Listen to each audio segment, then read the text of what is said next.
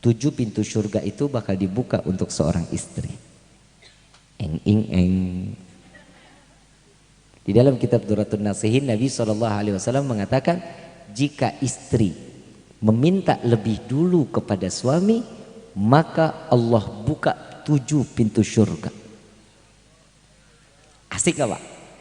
Asik. Mau masuk surga gak? Ini malam minta. Ini malam minta jatah, nggak mau rejang. Mau nggak? Cepat mau. Bu, jangan takut, jangan takut. Dosa sebesar apapun seorang istri bisa diampuni oleh Allah tatkala ibu selalu nurut apa yang dikata suami. Iya. Surga jaminannya. Dosa dirontokin oleh Allah.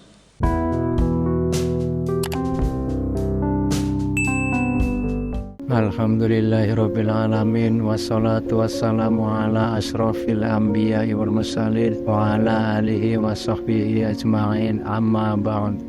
Assalamualaikum warahmatullahi wabarakatuh. Halo sahabat YouTube, kembali lagi di channel Titik Ilmu. Semoga kajian yang beliau sampaikan kali ini bisa kita fahami dan bisa bermanfaat bagi kita semua. Baiklah, untuk lebih jelasnya silahkan simak videonya. Assalamualaikum warahmatullahi wabarakatuh. Hadirin wal hadirat rahimakumullah. Kalau kita ngebahas tentang pernikahan, nggak jauh beda dengan cara kita membangun rumah. Rumah tangga dibangun, rumah sama-sama dibangun. Kekuatan rumah tergantung dari pondasi. Mau setinggi apapun rumah, mau 4 lantai, mau 5 lantai, tapi semennya tepung, kira-kira kuat nggak? Nggak akan kuat. Yang harus dipersiapkan yang pertama besinya. Kalau kita mau ngebangun rumah, kita siapkan tanah lokasinya, batunya, batanya, semennya, pasirnya. Kalau ini semua bendanya ada, baru kita bisa ngebangun. Mungkin nggak kita ngebangun rumah atap dulu baru pondasi? Kali orang Cihaur begitu, bangunnya atasnya dulu biar cepat ditempatin habis. Pasti yang diincar pertama kali pondasinya dulu. Kalau pondasinya kokoh, mau berapa lantai sekalipun insya Allah tidak akan pernah runtuh. Tapi kalau pondasinya tidak dengan kekuatan yang dapat menopang untuk lebih dari 2 lantai, maka akan hancur dengan sendirinya. Nggak akan makan waktu yang lama, mungkin entah 10 tahun 20 tahun hancur rumahnya. Begitu juga di dalam rumah tangga. Pondasi yang pertama adalah iman. Kalau iman ini nggak ada, runtuh rumah tangganya. Kalau tidak ada pondasi yang diberikan oleh Allah berupa iman, maka hancur rumah tangganya. Nggak ada keharmonisan. Makanya pernikahan itu harus didasari dengan iman, dengan cinta. Cinta itu nomor 1000. Cinta itu nomor 1000. Yang pertama dengan membawa iman. Sebagaimana khutbah nikah, ada ayat yang Allah berikan dan setiap di dalam khutbah nikah ini pasti selalu dibaca. Ya ayyuhalladzina amanu ittaqullaha haqqa tuqatih wa la tamutunna illa wa antum muslimun.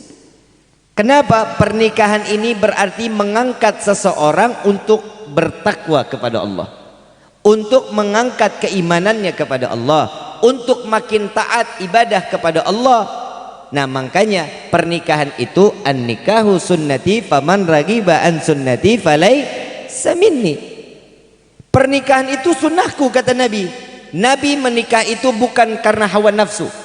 Nabi itu menikah bukan karena urusan biologis, melainkan Nabi menikah itu mengangkat dirinya untuk tambah beriman kepada Allah, untuk tambah meningkatkan ibadah kepada Allah, untuk menambahkan ketakwaannya kepada Allah. Maka itulah fungsi pernikahan.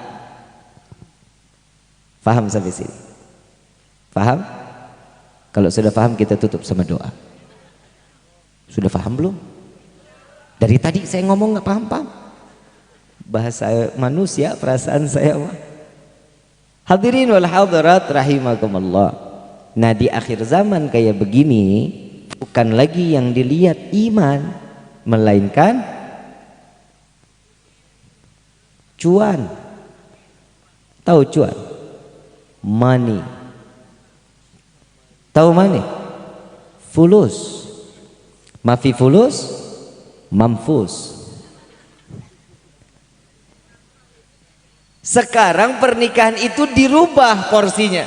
Yang harusnya meningkatkan keimanan, menambahkan ketakwaan, ini sekedar tabungan habis cerai. Betul nggak? Jangan pakai bilang enggak dah. Saya nasehatin orang nikah mau bercerai, waduh. Kalau diurut dari mulai corona pertama tahun 2020 ada kali 100 lebih pasang. Saya tanya, ibu bapak ini sekarang mau bercerai? Iya. Bapak ibu ngundang saya untuk apa? Nasehatin kami, Bib. Oh iya, waktu kawin ngundang saya nggak? Enggak, Habib. Giliran cerai lu undang gua. Setiap pernikahan kalau didasarinya cuman karena urusan dunia, maka cukup sampai di ujung pintu selesai kita. Tapi kalau sudah dengan iman, ya Allah, surga sampai ke sorga juga mau. Bapak mau nggak dikumpulin sama keluarga di dalam sorga?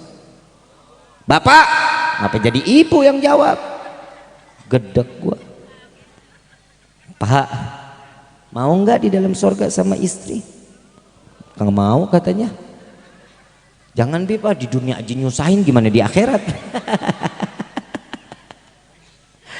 Perempuan sini mah orang-orang soleha, tapi bohong.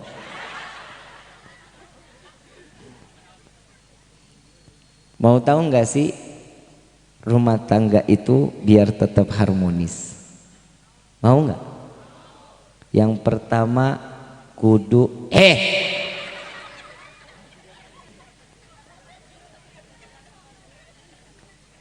emang harmonis kudu ada duit? Hah? Betul banget tuh ibu. Ada duit adek, nggak ada duit adek, kan P. Jangan dicari nih istri yang begini nih.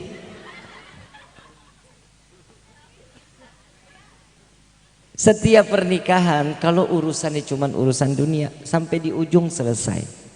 Mau tetap harmonis, yang pertama cintanya karena Allah. Cintanya karena Allah.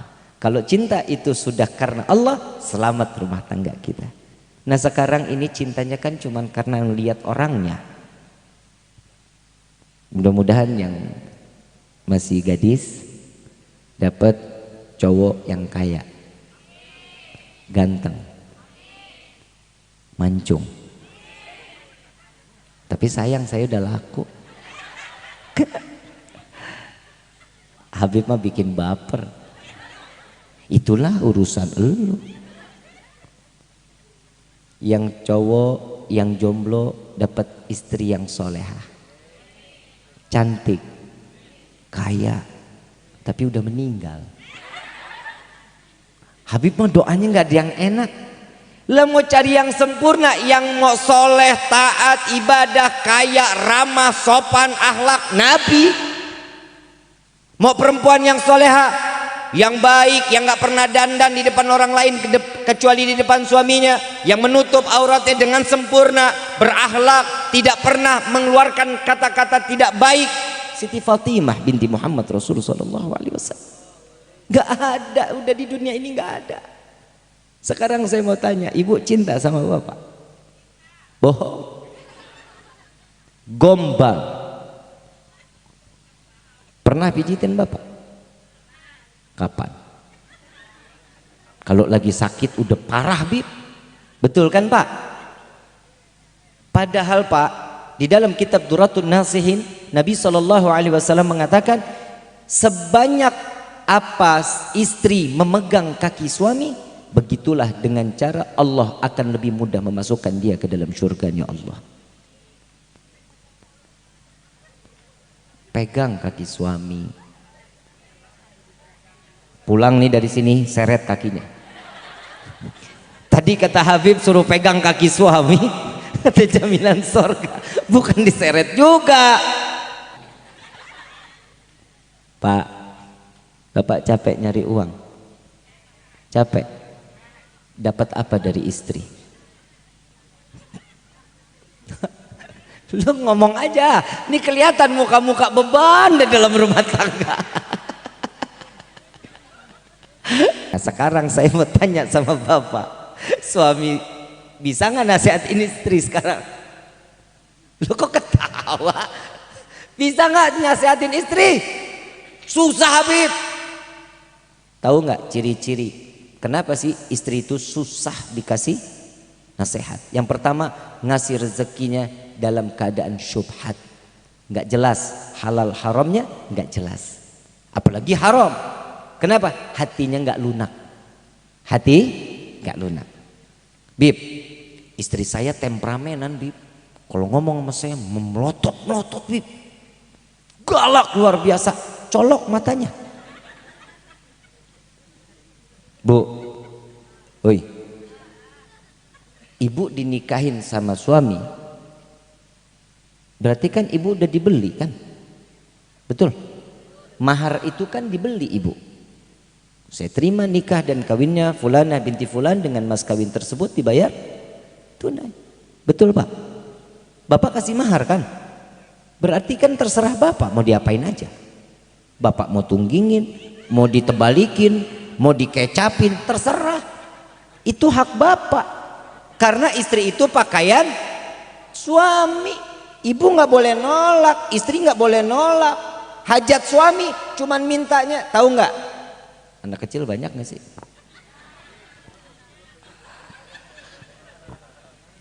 Serba salah aing.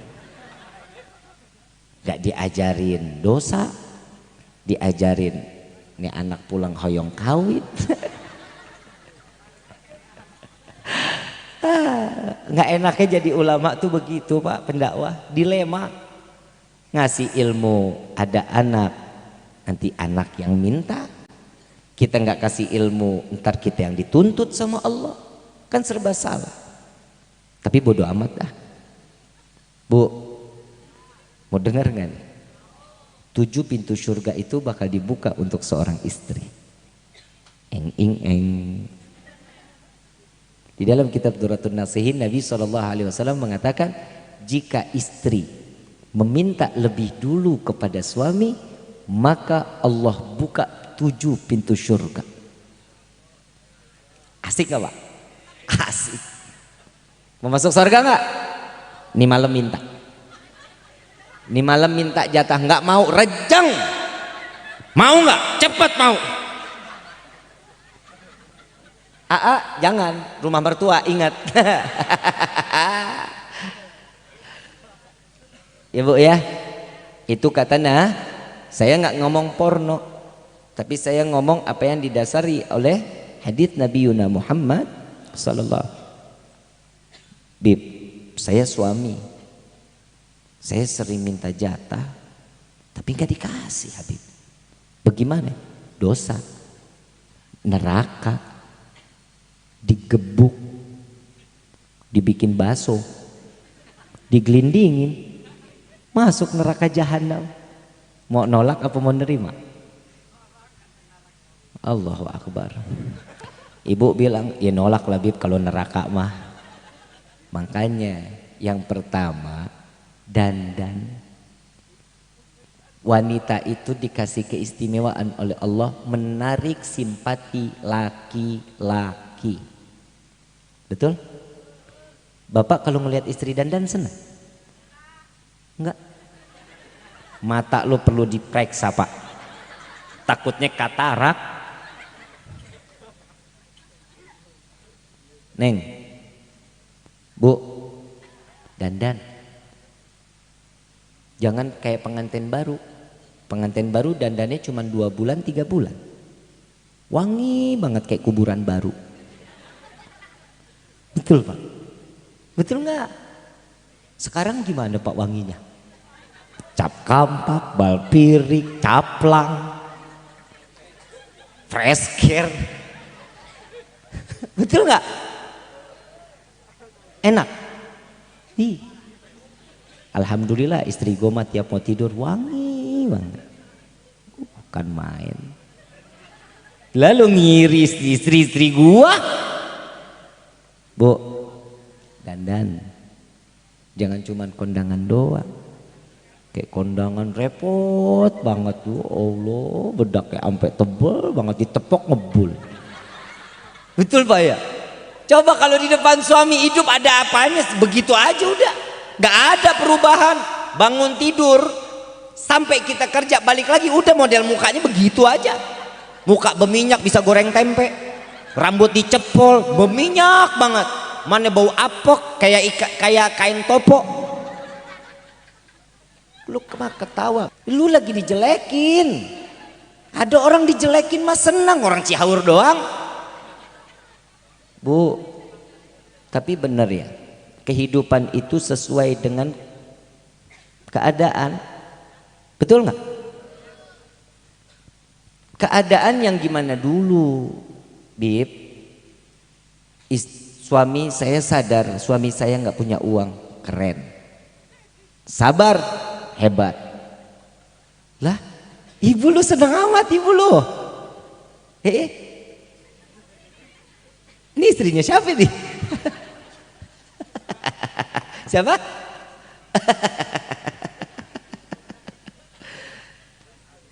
Sabar, iya. Ibu kalau pakai lipstik kan kadang sampai ujung tuh.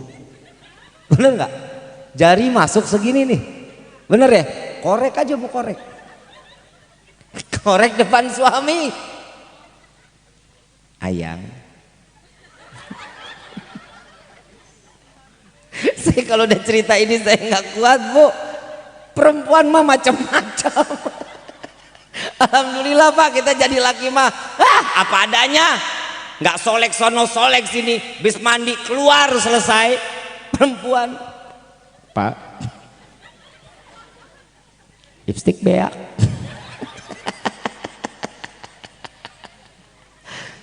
Bapak nyaut, punya uang nggak Bapak beli lipstik? Wah.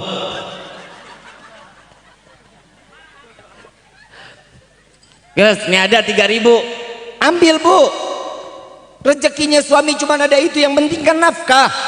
Betul nggak Pak? Ikhlas 3.000. Lu nggak ikhlas gue tabok. 3.000, ambil bu. Bapak cuma ada uang 3.000. Ibu mau minta beli lipstik, lipstik 25.000 Habib, ambil. Jalan ke warung beli Fanta. Kulum-kulum. Lah keluarkan merah-merah juga. Betul Pak? Mudah-mudahan istri pada irit. Lumayan loh Fanta kalau diinepin seminggu masih loba. Tiap mau kondangan kulum-kulum.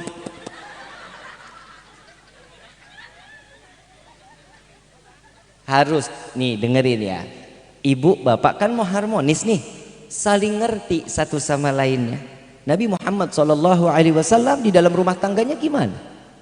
Ibu bapak nggak sesulit Nabi sama Siti Aisyah, nggak sesulit dengan Siti Khadijah Rasul SAW. Coba kita kebayang, ibu bapak pernah nggak dikasih makan selama 7 hari? Pernah? Istri pernah nggak dikasih makan oleh suami selama 7 hari? Nabi selama 1 bulan sampai nggak pernah yang namanya makan. Nabi tiap hari pagi, siang, malam nggak pernah makan. Datang ke rumah Siti Aisyah, ya Aisyah, ada makanan apa wahai istriku? Apa jawaban Siti Aisyah? Ya Rasulullah, sudah hampir 1 bulan dapur udah nggak ngeluarin asap. 1 bulan. Sabar Nabi. Apa kata Nabi? Wahai Aisyah, kalau begitu aku izin aku berpuasa di hari ini. Nabi puasa. Siti Aisyah nyaut, wahai suamiku, wahai Rasulullah, aku pun ikut berpuasa. Adakah engkau mengizinkan aku? Silahkan wahai Aisyah. Puasa dua-duanya. Ibu gimana sama suami? Mana lu? Bapak nanya sama istri, wahai Adinda, masak apa malam ini? Oh, saya nggak tahu bahasa Sunda yang paling saya suka tuh. Oh,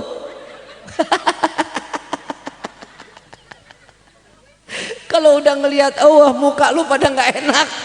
Kenapa? Bener-bener beak, nggak punya duit sama sekali. Subhanallah, ini kelihatan nih orang-orang lagi nggak punya duit. Tapi mudah-mudahan Allah berkahin rezekinya. Habib kok tahu, kelihatan mukanya banyak beban loh, lihat. La ilaha illallah, sama saya juga lagi nggak punya. Makanya alhamdulillah jadwal hampir tiap hari, Bu. Alhamdulillah. Tuan rumah mana? Mudah-mudahan nambah ya Rabb. Terusin nggak nih? Sampai jam berapa? Hah? 2. Kuat? Sanggup? Gue mah enggak. Copot lu lidah saya lu. Ibu bapak yang dirahmati oleh Allah, keromantisan itu cari, keharmonisan itu cari. Gimana caranya? Ikutin Nabi Muhammad sallallahu alaihi wasallam. Ibu bapak nggak pernah disusahin sama Allah di dunia ini. Mau corona datang, mau corona pergi, corona anak mana sih itu? Bikin susah aja. Betul? Susahnya apa? Serentak sama semua. Gak punya duit Habib. Betul? Tapi rezeki Allah tutup? Enggak. Sarapan masih? Makan siang? Sore masih nyemil singkong, ubi, kopi? Malam masih makan?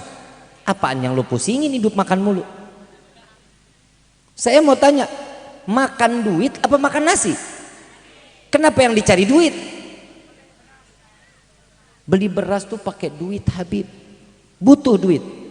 Siapa yang ngasih kita rezeki? Tahu begitu, lo sholat duha. Bapak jalan kerja, istri sholat, lu main TikTok. Betul Pak? Pak, tanggung jawab bapak dunia akhirat loh Pak. Suami itu menjadi tanggung jawab seorang istrinya nanti kelak di yaumil qiyamah.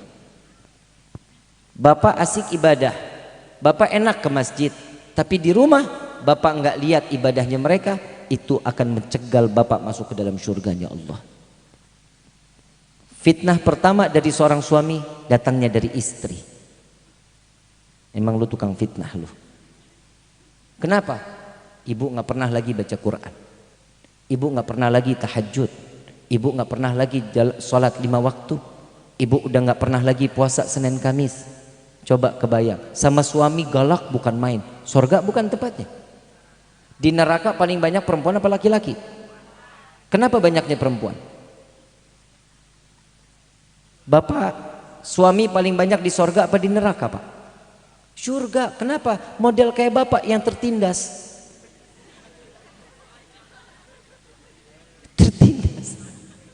Selalu. Sekarang istri itu punya dominan di dalam hidup kita, betul nggak? Selalu harus dengan tahu istri, itu salah Pak. Keuangan bapak nggak boleh dikasih tahu seorang istri, semua keuangan nggak boleh, aib. Itu aib. Kenapa? Hatinya perempuan itu nggak banyak mikir, pakai perasaan. Kelihatan uang sedikit, cintanya sama bapak tuh agak berkurang. Betul nggak? Duh kan ngaku. Kenapa? Kalau cuman masalah tentang keuangan, bapak kasih tahu iya yang dilihat di hadapannya. Saya bukan ngajarin suami pelit, bukan. Tapi kenapa? Karena di akhir zaman ini uang itu yang bisa merubah kehidupan di dalam rumah tangga. Tapi itu salah. Sesungguhnya Allah yang dapat memutarbalikan, bikin indah atau bikin buruk suatu kehidupan di dalam rumah tangga, tergantung bagaimana kita ibadahnya kepada Allah. Ini yang banyak kita lupa. Sedangkan kita minta dibanyakin rezeki, sholat duha kita cuma 2 rakaat. Betul? Apa kata Nabi? Orang yang mau kaya sholat duhanya 2 rakaat orang bakhil, orang pelit, gak bakal diberikan kekayaan oleh Allah. Minimal berapa? 6, 8, 10, 12. Insya. Coba setelah sholat duha baca doanya, ya Allah, jika ada rezeki hamba yang jauh, dekatkan. Yang di bawah, keluarkan. Betul? Coba. Yang dari atas, turunkan. Dipaksa Allah untuk memberikan rezeki kepada kita. Kurang baik apa Allah? Kita ini manusia yang susah syukur karena iman kita ragu kepada Allah, karena kita udah banyak bersandarnya kepada manusia. Terdidik dari awal kelahiran kita, terdidik untuk kita selalu sandaran diri kepada orang tua. Besok udah dewasa, sandaran kepada orang lain.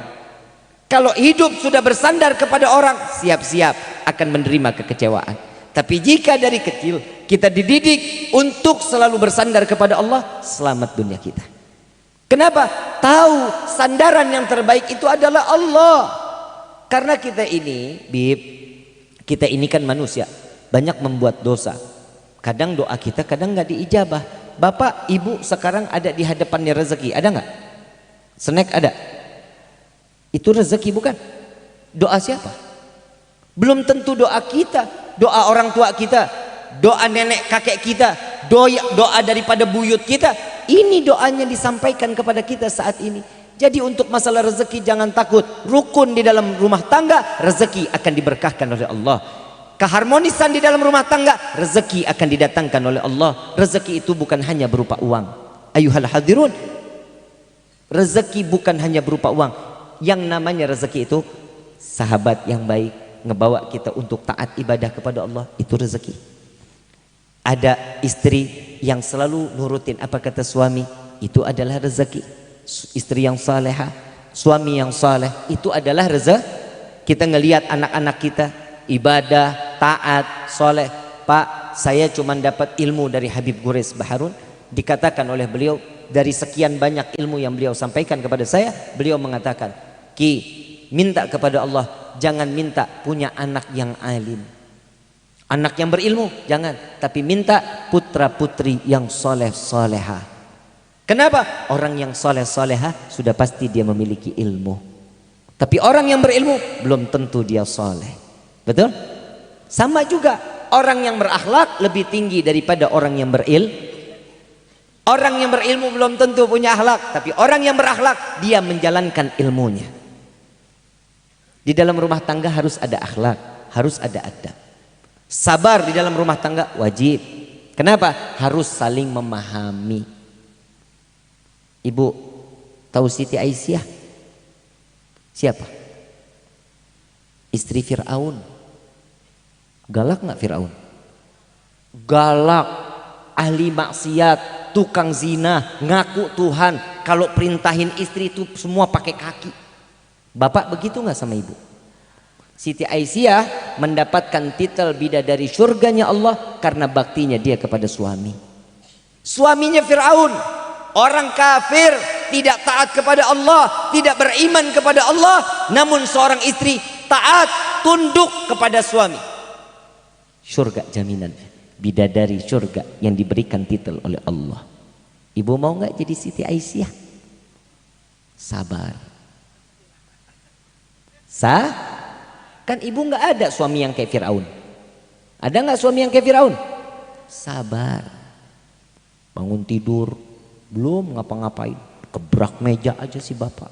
Kopi mana kopi? Sabar. Jalan ke dapur. Ini yang kopinya nih yang nih. Ya Allah, pakai bahasa mesra tuh paling enak ya Pak ya. Dipanggil sayang ya. Ibu manggil bapak apa? Bapak. Apa budaknya bapak?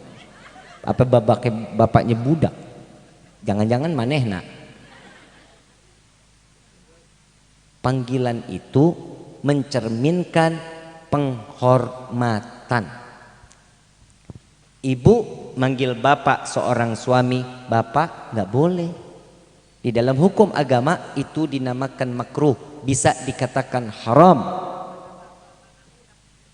Ya, harus dibacanya apa? Dipanggilnya sayang, cinta, bebek, sweetie, my love, kemerek spray. Bapak dipanggil begitu senang gak Pak? Cicing wae. Senang gak? Senang lah. Bu, dengerin ya. Suami itu paling gampang dibikin senang. Kalau ibu tahu caranya. Saya ngomong ini saya mewakili suami yang ada di sini. Ngelihat seorang istri sudah selesai mandi, rambut diriap, suami lewat kibas-kibas. Seneng nggak Pak? Ya Allah, capek pulang kerja, itu capek ditaruh di pagar depan rumah, nggak dibawa masuk. Capeknya kenapa? Ya Allah, istrinya nenangin hati. Karena syahwatnya seorang laki-laki di mata. Perempuan itu syahwatnya di telinga. Coba Bapak bilang, Jogja lagi diskon tuh. Ngabur Pak, kibrit, kan main. Coba lihat Bapak, kenapa syahwatnya di mata? Istiqomah kalau ngelihat yang denok, demplon, antep, sekel, semok. Subhanallah, subhanallah, subhanallah. Lalu jujur aja lu, pakai ngumpet-ngumpet. Habis gak dilihat, mubadir. Dilihat dosa. Udah dah, kan satu kali kedipan kan, saya nggak kedip. Subhanallah, subhanallah, subhanallah. Biar nggak kehitung dosa. Dosa tetap. Istri itu banyak aibnya ibu, makanya suami jarang di rumah. Maaf, sampai satu peribahasa Arab bilang, jangan pernah mengeluarkan bau yang ada pada dirimu di depan suamimu. Itu Nabi yang ngomong ternyata. Jangan pernah mengeluarkan sesuatu aib, bau mulut di depan suami, nggak boleh, aib. Saya mau tanya, ibu kalau habis makan pete, makan jengkol, ngobrol di depan suami bagaimana? Bapak dari mana? Haus nggak haus? Sengaja Pak ngomongnya begitu. Jangankan bahasa bau, ibu tahu nguap. Kalau nguap bahasa Sunda apa?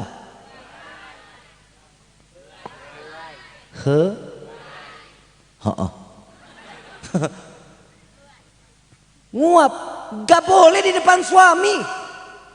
Tahan mulutnya. Kalau nggak kuat juga jalan arah ke kamar mandi.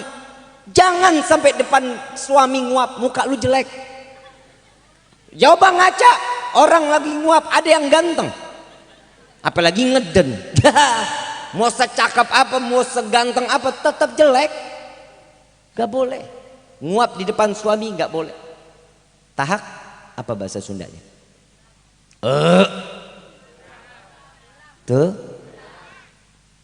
Terap. Dah itulah. Gak boleh di depan suami. Tahak ditutup. Gak boleh di depan suami. Bapak nyaut, jangankan tahak Habib, kentut gak berhenti Habib. Berat brot. Pantat lu dol. Lari ke kamar mandi aib. Gak boleh.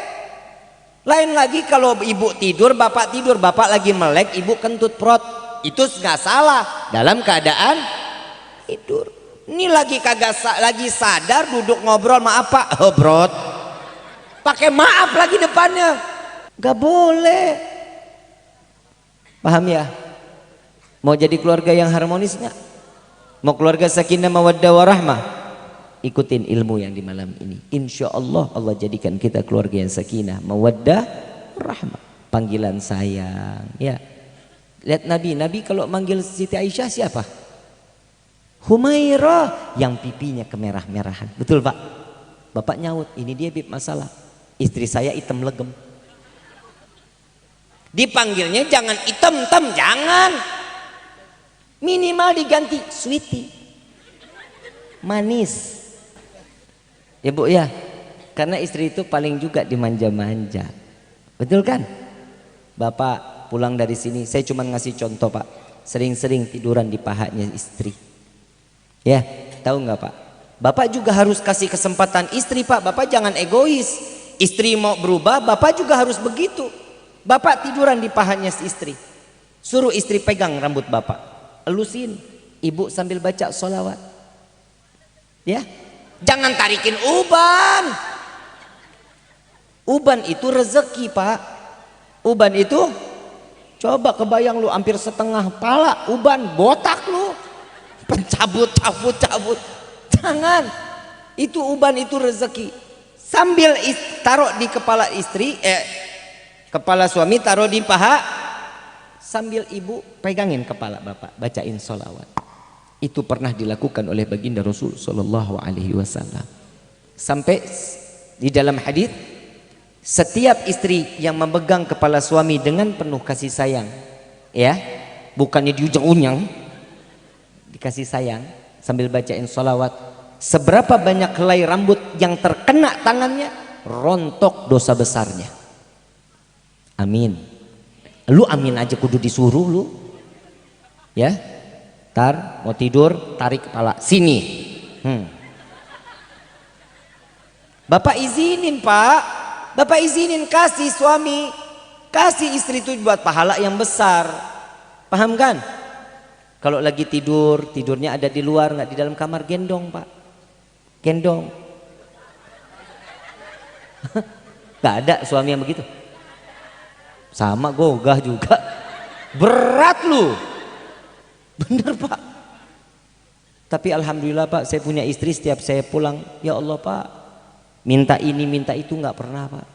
Kak, yang jujur, saya dipanggil sama istri tuh sayang pak. Yang cielah. Lagi mana nggak sayang orang modelnya begini? Sorry, yang begini kan limited edition. Lahirnya 1000 tahun sekali loh. Mau yang begini? Enggak sudi. Terus nih ya, saya pulang pak sampai rumah, istri tuh tidurnya di depan ruang tamu pak sambil tiduran. Saya pulang, assalamualaikum, dia yang bukain pintu. Ibu begitu nggak bapak? Kumaha aing baik. Begitu. Ambil imamah, ambil jubah, masukin ke kamar, keluar lagi bawain air anget, taruh di baskom. Ya Allah pak, pakein garam dikit, kaki dicelupin pak. Ya Allah pak, kayak dipijitin, enak banget. Udah agak sedikit ademan, diangkat kaki sambil dipijitin. Ya Allah pak, demi Allah pak, enak banget. Ditanya tuh, lalu ngiri lu ya. Capek yang, capek banget Tuhan. Emang berapa tempat hari ini? Hari ini 4 yang. Oh, amplop di mana? Hah, emang dasar perempuan ya. Tapi mas, saya kasih-kasih aja, senang saya, orang ada kerjaannya. Bapak ngasih duit nggak pernah dia papain, betul nggak? Didik suami untuk selalu hormat sama suami. Istri itu taat, hormat kepada suami. Bu, jangan takut, jangan takut. Dosa sebesar apapun seorang istri bisa diampuni oleh Allah tatkala ibu selalu nurut apa yang dikata suami. Iya, surga jaminannya. Dosa dirontokin oleh Allah. Paham ya?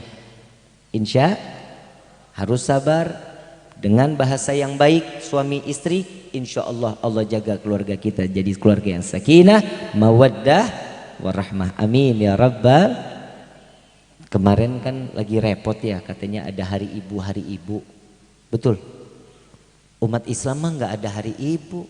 Setiap hari harinya ibu. Saya bingung, yang bikin status selamat hari ibu orang Islam semua. Emang lu sayang sama ibu lu cuma setahun sekali? Bu, kalau ada anak yang begitu nganterin kue, ngasihin bunga selamat hari ibu, templokin ke mukanya. Lu sayang sama gue cuma setahun sekali lu mah. Saya nggak butuh beginian. Seorang ibu butuhnya apa sih? Anak yang ibadah, yang taat kepada Allah, yang patuh kepada orang tua. Betul? Ibu nggak nuntut kan? Bapak nggak nuntut. Anak lu tiap bulan setoran sama saya sekian ya. Ada yang begitu? Hah? Hormatin ibu kita. Sampai kapanpun, ila yaumil qiyamah. Sampai yaumil qiyamah hormatin ibu kita. Bib orang tua saya nggak ada, datengin makamnya. Datengin makamnya, ziarahin makamnya. Jangan kita ziarah Gunung Jati sampai kita nyampe kemana aja ziarah nyampe, makam di samping rumah orang tua kita nggak pernah bisa injek. Percuma, nggak bakal dimakbul doa kita waktu saat ziarah. Ya, hormatin orang tua kita, jaga orang tua kita. Mudah-mudahan orang tua kita dipanjangkan umur oleh Allah, dijaga oleh Allah, diberikan kesehatan oleh Allah. Kalau punya penyakit, penyakitnya diangkat oleh Allah. Amin ya rabbal Rabbi fanfa'na bi barakatihim wahdina al-husna bi hurmatihim wa amitna fi tariqatihim wal mu'afatin min al-fitani ya al-ba'lwi syafa'ah ya al-ba'lwi syafa'ah ya al-ba'lwi syafa'ah kullu qurbah dan jadi bikum bi kulli halil wilayah kullu hajatan qadi kullu hajatan qadi kullu hajatan qadi kullu hajatan qadi darki halal madinah darki halal madinah darki halal madinah ya tarimu ahlaha ya tarimu ahlaha ya tarimu ahlaha wa'fu anna karim wa'fu anna rahim ya farijil ham ya kashifal gham ya man li abdi yaghfiru yarham da'wahum subhanakallahumma tahiyatun fi assalam wa akhiru da'wana anil hamdulillahi rabbil. Kurang lebihnya mohon dibukakan pintu maaf yang seluas-luasnya. Wabillahi taufiq wal hidayah. Wassalamualaikum warahmatullahi wabarakatuh. Subhanakallahumma wa bihamdika asyhadu an la ilaha illa anta astaghfiruka wa atubu ilaik. Demikianlah ceramah yang beliau sampaikan, semoga bermanfaat dan menjadi barokah bagi kita semua, dan semoga kita dijadikan keluarga yang sakinah mawaddah warahmah. Amin amin ya rabbal alamin. Terima kasih sudah menonton channel ini. Wassalamualaikum warahmatullahi wabarakatuh.